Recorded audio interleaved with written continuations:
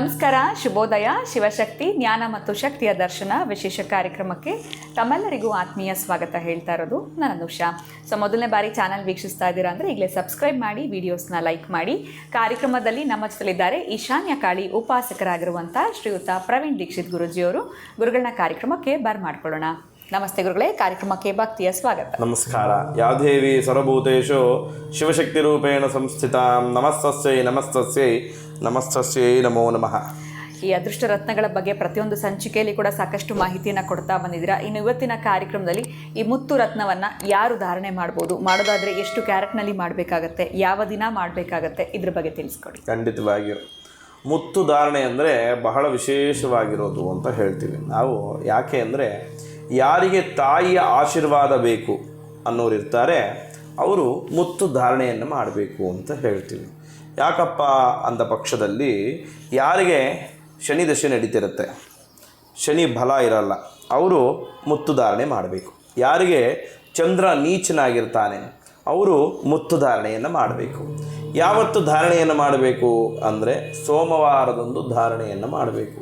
ಚಂದ್ರಶೇಖರ, ಆ ಚಂದ್ರಶೇಖರನ ಹತ್ರ ಇಟ್ಟು ಪೂಜೆಯನ್ನು ಮಾಡಿ ತದನಂತರವೇ ಮುತ್ತನ್ನು ಧಾರಣೆಯನ್ನು ಮಾಡಬೇಕು. ಮತ್ತು ಮುತ್ತು ಅಂದಿದ ತಕ್ಷಣ ನಾವು ಬಹಳ ವಿಶೇಷವಾಗಿ ಎಲ್ಲರೂ ಎಷ್ಟೋ ಜನ ಚಿನ್ನದಲ್ಲಿ ಮಾಡಿಸಿ ಹಾಕೊತಾರೆ.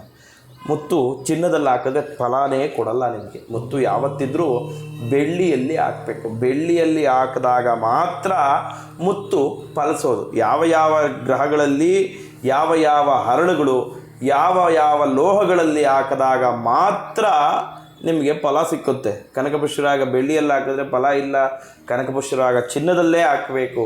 ಶನಿ ನೀಲ ಮತ್ತು ಮುತ್ತನ್ನು ಬೆಳ್ಳಿಯಲ್ಲೇ ಹಾಕಬೇಕು.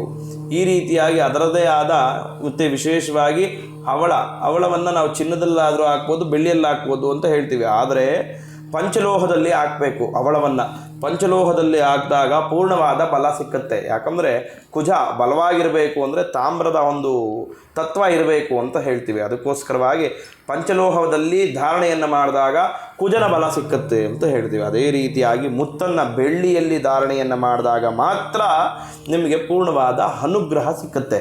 ಮತ್ತು ಯಾರಿಗೇ ಆಗಲಿ ನೀವು ಮುತ್ತನ್ನು ದಾನವಾಗಿ ಕೊಡ್ಬೋದು. ಯಾವ ರೀತಿ ಅಂದಾಗ ಸೋಮವಾರದಂದು ಯಾರಿಗೆ ಚಂದ್ರ ನೀಚನಾಗಿರ್ತಾನೆ, ಶನಿ ನೀಚನಾಗಿರ್ತಾನೆ, ನೀವು ಯಾರಿಗೇ ಆಗಲಿ ತಾಯಿ ಸಮಾನರಾದವರಿಗೆ ನೀವು ಈ ಮುತ್ತನ್ನು ತಂದು ಪೂಜೆಯನ್ನು ಮಾಡಿಸಿ ತದನಂತರ ಅವರಿಗೆ ದಾನ ರೂಪದಲ್ಲಿ ಕೊಟ್ಟು ಆಶೀರ್ವಾದವನ್ನು ಪಡೆದಾಗ ನಿಮ್ಗೆ ಯಾವುದೇ ರೀತಿ ಶನಿದೋಷವಿದ್ದಲ್ಲಿ ಆ ಶನಿದೋಷ ನಿವಾರಣೆ ಆಗುತ್ತೆ. ಮತ್ತು ಚಂದ್ರದಶೆ ನಡೀತಾ ಇರುತ್ತಲ್ವ, ಆ ಚಂದ್ರದಶೆಯಲ್ಲಿ ನೀವು ಮುತ್ತು ಧಾರಣೆಯನ್ನು ಭಾಳ ಮುಖ್ಯವಾಗಿ ಮಾಡಬೇಕು. ಆಗ ನಿಮ್ಮ ತಾಯಿ ಎಷ್ಟೇ ದೂರದಲ್ಲಿರಲಿ, ಎಲ್ಲೇ ಇರಲಿ, ಆ ತಾಯಿಯ ಪೂರ್ಣವಾದ ಆಶೀರ್ವಾದ ನಿಮಗೆ ಸಿಕ್ಕತ್ತೆ. ಆಗ ತಾಯಿ ಆಶೀರ್ವಾದ ಸಿಕ್ತು, ನಮ್ಮ ತಾಯಿನೇ ಇಲ್ಲ ಗುರುಗಳೇ, ಹೌದಾ, ಮುತ್ತು ಧಾರಣೆ ಮಾಡಪ್ಪ, ನಿನ್ನ ತಾಯಿ ಅನುಗ್ರಹ ಸಿಕ್ಕತ್ತೆ ಅಂತ ಹೇಳ್ತೀವಿ. ಆ ತಾಯಿ ಆಶೀರ್ವಾದ ಸಿಕ್ತು ಅಂದರೆ ಜೀವನದಲ್ಲಿ ಎಲ್ಲ ಯಶಸ್ಸು ನಿಮಗೆ ಸಿಕ್ತಾಗೆ. ಆ ತಾಯಿ ಆಶೀರ್ವಾದ ಸಿಕ್ಕಬೇಕು ಅಂದರೆ ಮುತ್ತನ್ನು ಧಾರಣೆಯನ್ನು ಮಾಡಿದಾಗ ಪೂರ್ಣವಾದ ತಾಯಿಯ ಅನುಗ್ರಹ ನಿಮಗೆ ಸಿಕ್ಕತ್ತೆ.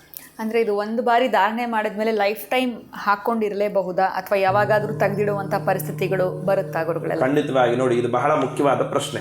ನೀವು ಹರಳುಗಳನ್ನು ಧಾರಣೆಯನ್ನು ಮಾಡಿದ ಮೇಲೆ ಅದನ್ನು ತೆಗೆದಿಡೋ ಅವಶ್ಯಕತೆ ಇಲ್ಲ. ಆದರೆ ಕೆಲವೊಂದು ಸಮಯದಲ್ಲಿ ಮಾತ್ರ ಹರಳುಗಳನ್ನು ನಾವು ತೆಗೆದಿಡಬೇಕು ಅಂತ ಹೇಳ್ತೀವಿ. ಯಾವಾಗ ಅಂದ ಪಕ್ಷದಲ್ಲಿ ಮೈಲಿಗೆ ಆದಾಗ, ಯಾವುದಾದರೂ ಸಾವಿಗೆ ನೀವು ಹೋಗಬೇಕು ಅಂದಾಗ ಅದನ್ನು ಬಿಚ್ಚಿ ಒಂದು ಹಾಲಲ್ಲಿ ಹಾಕಿ ಹೋಗಬೇಕು. ತದನಂತರ ಬಂದು ಸ್ನಾನವನ್ನು ಮಾಡಿ ನಿಮ್ಮ ಒಂದು ಏನು ನಿತ್ಯ ಕರ್ಮಗಳನ್ನು ಏನೇನಿರುತ್ತೆ ಅದೆಲ್ಲ ಮುಗಿಸಿ ತದನಂತರ ಮತ್ತೆ ಧಾರಣೆಯನ್ನು ಮಾಡಬೇಕು. ಯಾರೂ ಕೂಡ ನೀವು ಸಾವಿಗೆ ಹೋದಾಗ, ಸೂತಕದ ಮನೆಗಳಿಗೆ ಹೋದಾಗ ಈ ಹರಳನ್ನು ನೀವು ಧಾರಣೆ ಮಾಡಿದಾಗ ಆ ಹರಳು ಮೈನಸ್ ಆಗುತ್ತೆ. ಅದಕ್ಕೋಸ್ಕರವಾಗಿ ಅದನ್ನು ಬಿಚ್ಚಿ ನಿಮ್ಮ ಮನೆಯಲ್ಲೇ ಇಟ್ಟು ಹೋಗಬೇಕು. ಇವಾಗ ಕೆಲವರು ಧಾರಣೆ ಮಾಡಿರ್ತಾರೆ, ಅವ್ರ ಮನೆಯಲ್ಲೇ ಸೂತಕ ಬಂತು, ಹೌದಾ, ಆವಾಗ ಏನು ಮಾಡಬೇಕು ಅಂದಾಗ ನೀವು ನಿಮ್ಮ ಕರ್ಮಗಳನ್ನೆಲ್ಲ ಮುಗಿಸಿದ ನಂತರ ಅದನ್ನು ಮತ್ತೆ ಪ್ರಚೋದನೆಯನ್ನು ಮಾಡಬೇಕಲ್ವಾ.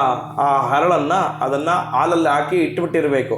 ತದನಂತರ ಅದನ್ನು ಮಾರನೇ ದಿವಸ ನೀವು ತೊಗೊಂಡೋಗಿ ಮತ್ತೆ ದೇವಾಲಯದಲ್ಲಿ ದೇವರ ಹತ್ರ ಇಟ್ಟು ಒಂದು ಅಭಿಷೇಕವನ್ನು ಮಾಡಿಸ್ಬೇಕು. ಅಭಿಷೇಕವನ್ನು ಮಾಡಿಸಿ ತದನಂತರ ನೀವು ಧಾರಣೆಯನ್ನು ಮಾಡಿದಾಗ ಮತ್ತೆ ಆ ಹರಳು ನಿಮಗೆ ಫಲಿಸುತ್ತೆ. ಇಲ್ಲವಾದಲ್ಲಿ ಆ ಹರಳು ಮೈನಸ್ ಆಗೋಗುತ್ತೆ, ಮತ್ತೆ ನೀವು ಹೊಸ ಉಂಗುರವನ್ನೇ ಮಾಡಿಸ್ಬೇಕಾಗತ್ತೆ.